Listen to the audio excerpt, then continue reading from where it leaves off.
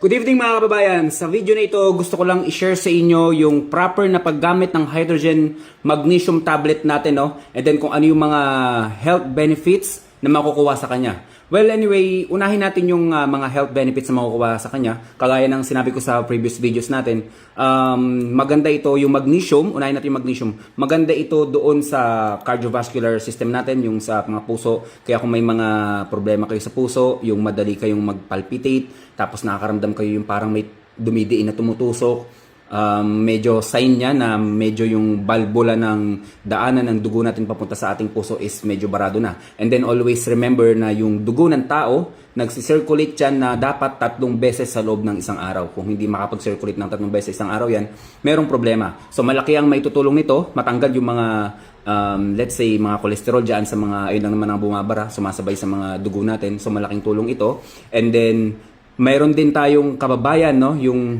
kapag inaatake siya ng gout or yung rayuma niya, talagang naglalak itong mga joints niya. So sinubukan niya to, sa pag-inom niya ng hydrogen tablet, talagang mabilis yung epekto. And then magaling din to sa mga blood pressure. Well, of course, kadugtong yan. Syempre, pagdating sa puso, kadugtong yan ng blood pressure. Yan, diabetes. Yan.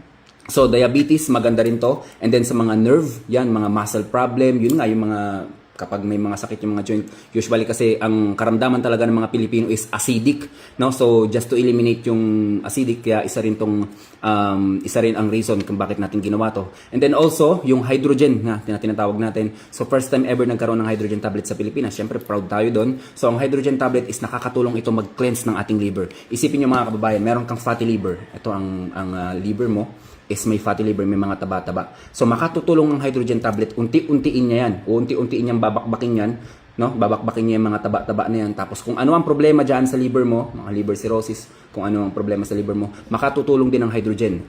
Always remember, kung may mga severe cases, kung may mga malubhang karamdaman mga kababayan, no, ang hydrogen is makakatulong ito paunti-unti, no?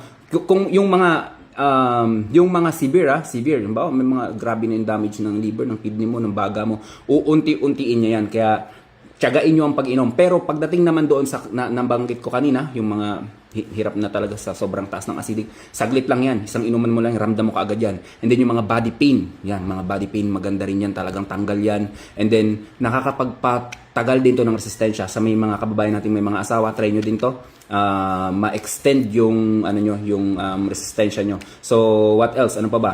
So mga kababayan, ang tamang paggamit ng hydrogen tablet, okay, labas natin tong tumbler natin. Anyway, pwede siyang gamitin sa kahit anong tubig, no? Pero the best niyan, syempre dito sa alkaline, sa binagbabaran. And then, ang acid guard natin, ang alkaline na nandito is kulang ito ng magnesium. Isipin nyo ako, paano natin pinagdudugtong-dugtong tong produkto natin? Kulang ito ng magnesium. Kaya gumawa tayo ng hydrogen tablet with magnesium, okay? So, dapat selyado yung tumbler na gagamitin mo, or kung meron kang lalagyanan dyan na, kung anong lalagyanan, basta selyado, hindi siya sisingaw. Para siyang yung sa Coke, di ba, pag bukas mo, sumisirit yan. So, ganun din yung sa hydrogen tablet. Dapat hindi siya nasingaw. Okay, so meron ako ditong hydrogen tablet. Actually, ano kasi ito bukas. Nakasara. So, 500 ml mga kababayan. Gamitan nyo siya ng 500 ml na tubig or 300 ml. Kung malusaw na to, at kung kaya mong straighten ng inom, mas maganda. Huwag mo nang patagalin kung kaya mong straighten. Kasi actually, mabilis lang naman din malusaw to. Siguro mga 3 minutes, 5 minutes, okay na to, dissolve na to. So, nandun na siya. Para hindi ka, kung unti-untiin mo, sisingaw ng sisingaw. Sisingaw siya ng sisingaw. Ayun naman yung pinakabinabayaran natin doon, yung hindi siya sumingaw, kaya dapat talaga nasa selyadong tubig siya. Magaling to sa mga na-stroke, mga kababayan. Try nyo to sa mga stroke. Okay? Sa mga talagang hirap na maglakad or kung kahit anong problema.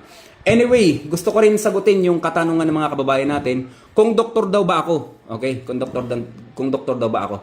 Well, ina-advisean ako ni business partner natin, si Coach Wilson Katanggi, na ipagpatuloy ko kasi 2 taon na lang naman din is kuha ng exam, pero lack of time na talaga. Tsaka kung magpo-pursue tayo ng pagka-doktor, syempre masasakripisyo yung page natin and maraming madidelayed. So baka pagdating ng panahon na doktor na ako, tapos humina naman yung page natin. So kaya pinili ko na lang na maging ganito siguro, no? Tsaka in the first place, marami tayong priority na dapat mauna, no? Pero don't worry mga kababayan, ang team ng Pinoy Farmer Channel kompleto yan. Meron niyang chemist, meron niyang nutritionist, meron din yung mga doktor, no? Sa mga kasama natin.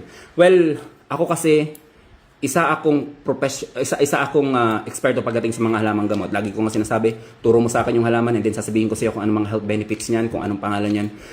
So, hindi ko na i-mention kung ano yung pag-aralan natin, pero matagal akong nagturo. Nagturo ako sa college before, may mga estudyante na rin ako ng mga doktor na ngayon, may mga dentist. Syempre, nakaka-proud yun. Syempre, galing sa atin yun. Well, anyway, isa akong magsasaka na ngayon. Isa na akong magsasakang gala. So, mga kababayan, thank you so much sa inyo. Marami pa tayong pino-formulate na mga produkto. Antayin nyo lang tong this coming January. No? Antayin nyo lang mga kababayan. Ang January ay taon ng Pinoy Farmer Channel. Ang January ay taon natin yan. Sa atin yan. Magiging secret na lang natin muna. Basta ang 2026 kung ipagkaloob sa atin ng Diyos, talaga magiging atin yan. Mas magiging mas malakas, mas magiging mas malaki ang Pinoy Farmer Channel. Mas marami pa tayong mapaformulate. Syempre sa tulong ng mga kaibigan natin. So, yun. Pag nalusaw na siya mga kababayan, kagaya nito. O yun, konti na lang siya. Pag nalusaw yan, kung kaya mong straighten para isang singawan lang, mas maganda yun. Ubusin mo siya. And then, mafe-feel mo kaagad yan. Ang isang kalaban lang talaga nito. Actually, hindi naman siya kalaban eh. Pag nakatake ako nito, talagang sobrang antok ako. Sobrang antok. Nag-take ako nito alas 9 ng gabi. Gising ako niyan kasi talagang body clock ko alas 6 ng umaga eh. Minsan lumalagpas ako, nagiging 8. Pag gising ko niyan, talagang hinahanap ko pa yung kama, parang gusto ko pang matulog. So, isa yun. Kasi, ang self-healing ng katawan ng tao, nag-i-start yan kapag tulog. So, sa tulong ng hydrogen tablet natin, no, habang tulog ka, magtatrabaho ang hydrogen tablet together with yung self-healing ng katawan, yung nagre-regenerate sa atin. Ayun ang magiging malaking tulong noon mga kababayan. Kaya mas maganda talaga.